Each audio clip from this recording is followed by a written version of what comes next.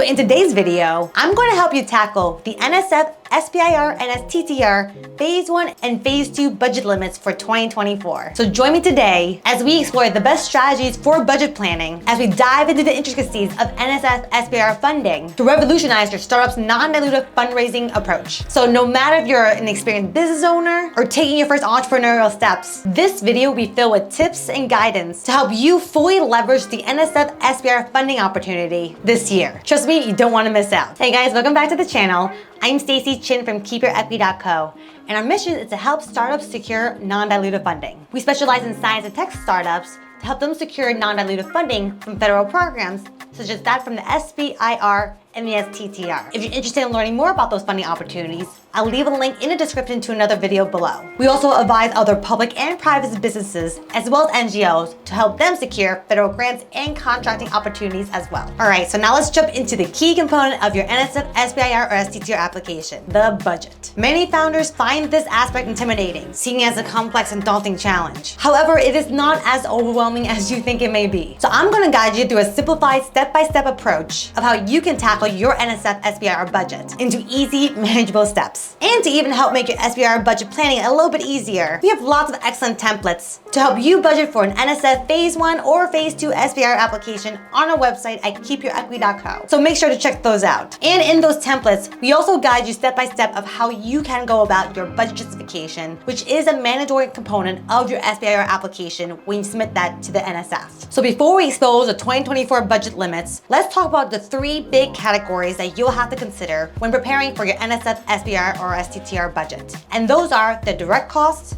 the indirect costs, and the small business fee, or otherwise known as the profit. Now let's tackle the first category, which are the direct costs. And these costs are vital for carrying out your proposed R&D research that you mentioned in your SBIR application. In my experience assisting clients, we want to first start off by identifying what we want to propose if we were to get the funding from the NSF. Once we have its implementation strategy, next thing is to pinpoint what are all the direct costs necessary to bring that strategy to completion. So basically, the direct costs are the concrete resources you and your startup need to carry out your research demands. And this includes salaries for key roles like the principal investigator or the PI, senior key personnel like engineers and scientists, and other similar roles to carry out the proposed research. Additionally, direct costs also encompasses materials and supplies, essential travel, like to the NSF workshop for Phase 1 awardees, expenses for publishing and documentation, consultant fees, sub-awards, amongst other stuff. So essentially, you can think about the direct costs as the fundamental elements that will drive your research forward. So once you've outlined your direct costs, the next step is to calculate your indirect costs. And the indirect costs are the broader expenses essential for the everyday functioning of your business that is distinct or separate from what you're proposing to do in your SBIR application. So consider the indirect costs as the support structure for your general and administrative expenses throughout your project period. And indirect costs might encompass things such as office rent, utilities, postage, office supplies, and intermittent legal consultation. For startups, when preparing the budget and calculating indirect costs, make sure that your total indirect cost rate is no greater than 50% of your total direct costs. In other words, you can also think about calculating your indirect costs using this equation here that we're going to put on the screen. Finally, let's chat about what I find is the most intriguing part of the budget, which is the small business fee or the profit. But what is it actually? So the fee is intended to reflect the typical profit margins that a for-profit entity would receive from R&D work. And this unique aspect of the fee is its classification. It is not a direct or indirect cost. And this distinction gives startups the flexibility to use these funds accordingly to whatever ways they see fit. And this might include additional R&D activities under the award, or costs I usually label as ineligible or prohibited in the award terms. And these expenses might be specific equipment purchases, foreign travel, or patent application fees. If there's any confusion about what qualifies as an eligible versus ineligible cost within the SBIR solicitation, make sure to check out the guidelines or to consult with a program director to help you figure this out. So if you are pursuing an NSF SBIR Phase 1 application,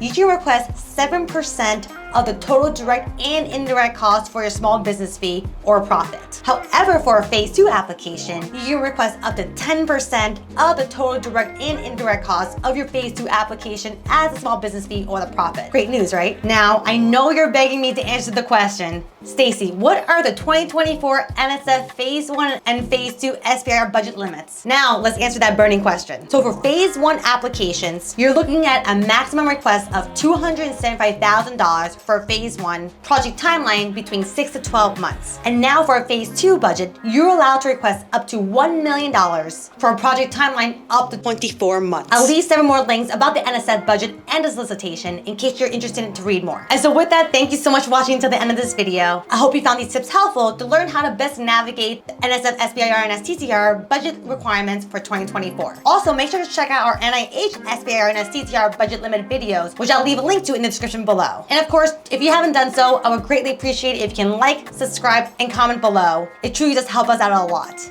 And also, don't forget to check out our website at keepyourequity.co, where you find lots of other templates, resources, and eventually courses to help you secure non-dilutive funding throughout your fundraising journey. Thank you so much for joining me today, and I'll see you in a video very soon.